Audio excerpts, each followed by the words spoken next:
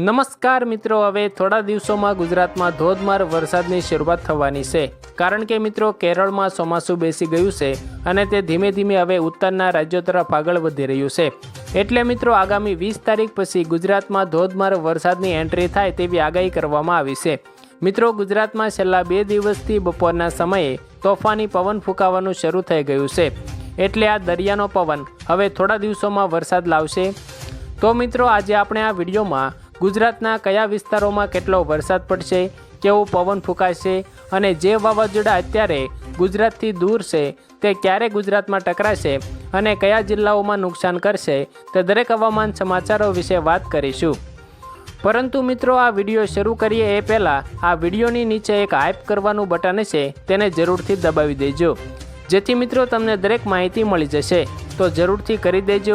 અને જો તમે દરરોજના વરસાદ અને વાવાઝોડા અંગેના સમાચારો જાણવા માંગો છો તો અમારી આ યુટ્યુબ ચેનલને સબસ્ક્રાઈબ જરૂરથી કરી દેજો અને તમારી એક કિંમતી લાઇક પણ આપી દેજો. તો મિત્રો આજે સૌપ્રથમ વાત કરીએ તો ગઈકાલે રાત્રે ગુજરાતના દરિયાકાંઠાના અમુક જિલ્લાઓમાં ધીમી ધારે લગભગ 2 થી 3 ઇંચ જેટલો વરસાદ જોવા મળ્યો હતો. અત્યારે મિત્રો સૌરાષ્ટ્ર પંથકોમાં એક ભારે વરસાદી વાવાઝોડું સક્રિય થયું છે, જેના કારણે આવનારા 2 થી 3 દિવસ સુધી હજુ પણ વરસાદ જોવા મળી શકે છે. અત્યારે મિત્રો ગુજરાતમાં રાત્રિના સમયે આશરે 120 કિલોમીટર પ્રતિ કલાકની ઝડપે પવન ફૂંકાઈ રહ્યો છે, જે ચોમાસુ ઋતુના વરસાદના સંકેતો આપે છે. આજે હવામાન વિભાગે જણાવ્યું છે કે કેરળમાં લગભગ 20 તારીખ આસપાસ ચોમાસું શરૂ થવાનું છે અને આ ચોમાસાના વરસાદને ગુજરાત સુધી આવતા 15 દિવસ જેટલો સમય લાગતો હોય છે. એટલે ગુજરાતમાં હવે આગામી 5 જૂન આસપાસ ચોમાસું શરૂ થાય તેવી આગાહી કરવામાં આવી છે. મિત્રો ગુજરાતમાં આ વર્ષે ચોમાસું તોફાની પવન અને વાવાઝોડા સાથે એન્ટ્રી કરશે. મિત્રો ગુજરાત ઉપરથી લગભગ 3 મોટા વરસાદી વાવાઝોડા પસાર થવાના છે, એટલે આ વર્ષે ગુજરાતમાં આંધી તોફાનો આવવાના છે. હાલ મિત્રો ગુજરાતની નીચેના ભાગોમાં વરસાદ શરૂ થઈ ગયો છે અને તે હવે ગુજરાતના સૌરાષ્ટ્રના ભાગો સાથે ટકરાશે અને 2 થી 3 દિવસોમાં હળવો વરસાદ શરૂ થઈ જશે, જેના કારણે સૌરાષ્ટ્રના ભાગોમાં સૌપ્રથમ ચોમાસું શરૂ થાય તેવી શક્યતાઓ છે અને આ જિલ્લાઓમાં ભારે તોફાન પણ આવશે. મિત્રો થોડા દિવસ પહેલાં બંગાળની ખાડીમાં એક મોટું વાવાઝોડું શરૂ થયું હતું, જે ધીમે ધીમે આગળ વધીને મધ્ય ભારત સુધી પહોંચી ગયું છે અને તે હજુ પણ આગળ વધીને ગુજરાત સાથે ટકરાશે અને ત્યાંથી અરબ સાગરમાં સમાઈ જશે. એટલે મિત્રો આ વાવાઝોડાને કારણે ગુજરાતમાં ભારે તોફાન આવવાનું છે અને તોફાની પવન અને વરસાદ પણ ભૂકા બોલાવશે. હાલ સૌરાષ્ટ્રના અમદાવાદ, સુરત, વેરાવળ અને જામનગર જિલ્લાઓ નજીક ભારે તોફાન શરૂ થયું છે, એટલે આ વિસ્તારોના લોકો સાવધાન થઈ જજો. રાત્રિના સમયે ભારે પવન ફૂંકાશે અને દિવસે હળવો વરસાદ પણ પડી શકે છે, એટલે આ વિસ્તારોના ખેડૂતો પણ સાવધાન થઈ જજો, જેથી મોટું નુકસાન ના થાય. ત્યાર પછી મિત્રો હાલ દરિયાઈ વિસ્તારોમાં હલચલ શરૂ થઈ ગઈ છે, એટલે હવે દરિયામાંથી તોફાની પવન અને વરસાદ ધીમે ધીમે ગુજરાત તરફ આગળ વધી રહ્યો છે, જેમાં મિત્રો ખાસ કરીને અરબ સાગરમાં જે વાવાઝોડું શરૂ થયું છે તેના કારણે ગુજરાતમાં ભારે અસર જોવા મળી શકે છે. આ વાવાઝોડા ઉપર નજર કરતા હવામાન વિભાગે જણાવ્યું છે કે આ વર્ષે ગુજરાતમાં 100% કરતાં પણ વધારે વરસાદ પડે તેવી શક્યતાઓ છે. આજે મિત્રો હવામાન વિભાગે વરસાદ ઉપર નજર કરતા જણાવ્યું છે કે ગુજરાતમાં 25 તારીખ પછી ચોમાસા ઋતુની અસર જોવા મળશે, એટલે કે તોફાની પવન ફૂંકાવાનું શરૂ થઈ જશે અને અમુક ગામડાઓમાં હળવો વરસાદ પણ પડી શકે છે. અંબાલાલ પટેલે પણ જણાવ્યું છે કે હવે તોફાની પવન ફૂંકાશે અને ધીમે ધીમે વરસાદ શરૂ થશે, જેમાં સૌરાષ્ટ્રના દરિયાકાંઠાના વિસ્તારોમાં આ વર્ષે પૂર આવશે અને અમુક ઘરોમાં પાણી પણ ઘૂસી શકે છે.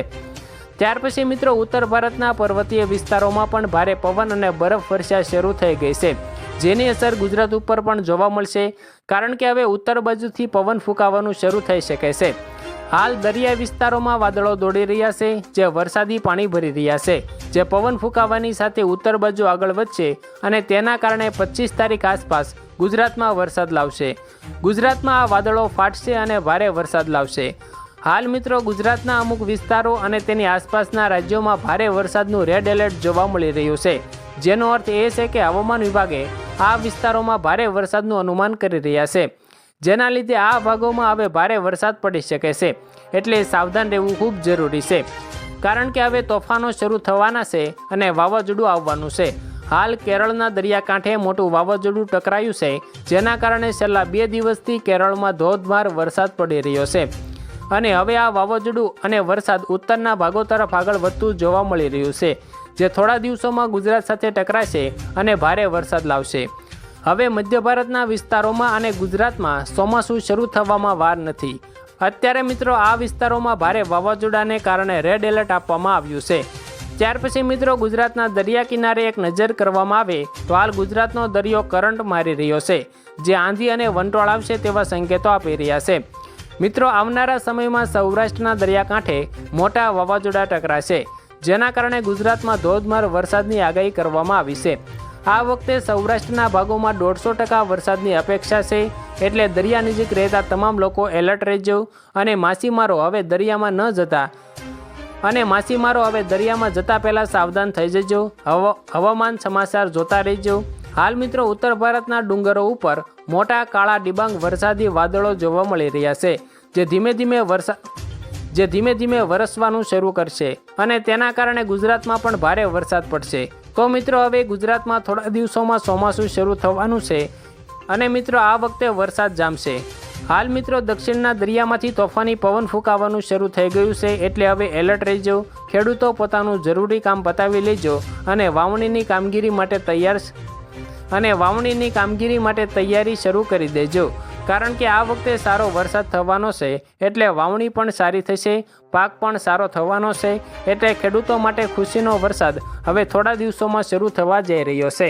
તો મિત્રો હું ગુજરાતના તમામ ખેડૂતો માટે પ્રાર્થના કરું છું કે આ વર્ષે સારી વાવણી થાય અને ખેડૂતોનું કલ્યાણ થાય. મિત્રો ત્યાર પછી આજે હવામાન વિભાગના કેટલાક મહત્વના સમાચાર સામે આવ્યા છે, તેની ઉપર એક નજર કરીએ. તો મિત્રો ગુજરાતમાં છેલ્લા કેટલાક સમયથી સૂર્યદેવનો પ્રકોપ જોવા મળી રહ્યો છે અને લોકો ગરમીથી બાંગ પોકારી ઉઠ્યા છે.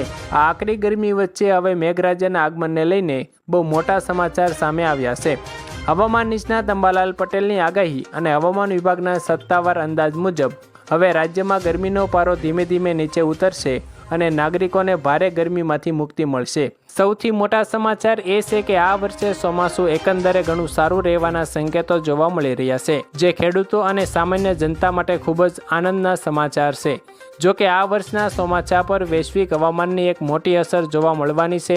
હવામાન વિભાગની દ્રષ્ટિએ આ વર્ષે એક અદ્ભુત અને ચિંતાજનક કહી શકાય તેવી ઘટના આકાર લઈ રહી છે, કારણ કે પૂરા 149 વર્ષ પછી ફરી એકવાર અલ નીનો સક્રિય થઈ રહ્યો છે. મિત્રો જાણીતા હવામાન નિષ્ણાત અંબાલાલ પટેલે આ વર્ષના ચોમાસા અંગે ખુલાસો કરતા જણાવ્યું છે કે 149 વર્ષ બાદ અલ નીનો સક્રિય થવા જઈ રહ્યો છે, જે હવામાનની દ્રષ્ટિએ બહુ મોટી ઘટના કહેવાય. સામાન્ય રીતે અલ નીનો સક્રિય થાય ત્યારે દુષ્કાળ કે ઓછા વરસાદની ભીતિ રહેતી હોય છે, પરંતુ આ વર્ષે અન્ય સાનુકૂળ પરિસ્થિતિઓને કારણે ગુજરાતમાં ચોમાસું ઘણું સારું રહેવાનું છે. અંબાલાલ પટેલના જણાવ્યા અનુસાર આગામી 20, 21, 22 અને 23મી મે દરમિયાન સમગ્ર રાજ્યમાં પ્રી મોન્સૂન એક્ટિવિટી જોર પકડશે. આકાશમાં અત્યારથી ચોમાસા પૂર્વેના વાદળો બંધાવાના શરૂ થઈ ગયા છે અને ધીમે ધીમે તેનું પ્રમાણ વધશે, જેના કારણે રાજ્યમાં પ્રી મોન્સૂન વરસાદી માહોલ સર્જાશે.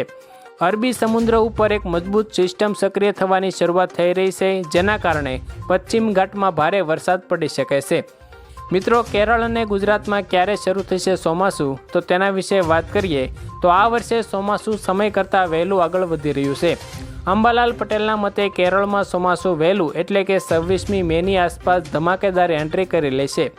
ત્યારબાદ તે ઝડપથી આગળ વધીને જૂન મહિનામાં ગુજરાત તરફ આગળ વધશે. અંબાલાલ પટેલની આગાહી મુજબ આગામી 23મી જૂનથી ગુજરાતમાં ચોમાસું વિધિવત રીતે સક્રિય થશે અને મેઘરાજાની તોફાની બેટિંગ શરૂ થઈ જશે. હાલમાં દરિયાકાંઠાના વિસ્તારોમાં પવનની દિશામાં સતત બદલાવ જોવા મળી રહ્યો છે. ઉત્તર ગુજરાતના દરિયાકાંઠાના વિસ્તારોમાં પવન પશ્ચિમથી ઉત્તર પશ્ચિમ દિશા તરફથી અને અન્ય વિસ્તારોમાં દક્ષિણ પશ્ચિમથી પશ્ચિમ દિશા તરફથી ફૂંકાઈ રહ્યો છે. પવનની સામાન્ય ગતિ 15થી 20 કિલોમીટર પ્રતિ કલાકની રહેશે, જે વધીને 25 નોટ્સ એટલે કે લગભગ 47 કિલોમીટર પ્રતિ કલાક સુધી પહોંચી શકે છે. વાતાવરણમાં આવી રહેલા આ મોટા ફેરફારનું મુખ્ય કારણ એક શક્તિશાળી વેસ્ટર્ન ડિસ્ટર્બન્સ છે. હાલમાં સાયક્લોનિક સર્ક્યુલેશનના રૂપમાં આ વેસ્ટર્ન ડિસ્ટર્બન્સ ઉત્તર પાકિસ્તાન અને તેની આસપાસના જમ્મુ કાશ્મીર વિસ્તારમાં 1.5 કિલોમીટરથી 3.1 કિલોમીટરની ઊંચાઈ ઉપર સ્થિત છે. તો આભાર મિત્રો, આજે આપણે ગુજરાતના કેટલાક મહત્વના હવામાન સમાચારો વિશે વાત કરી. અંબાલાલ પટેલે હવામાન વિશે શું આગાહી કરી છે તેના વિશે પણ વાત કરી. જો મિત્રો તમને આ હવામાન સમાચાર પસંદ આવ્યા હોય તો આ વિડીયોને એક લાઇક કરી દેજો અને દરરોજના આવા ચોમાસા અંગેના અને વરસાદ અને વાવાઝોડા અંગેના સમાચારની માહિતી મેળવવા માંગો છો તો અમારી આ યુટ્યુબ ચેનલને સબસ્ક્રાઈબ જરૂરથી કરી લેજો।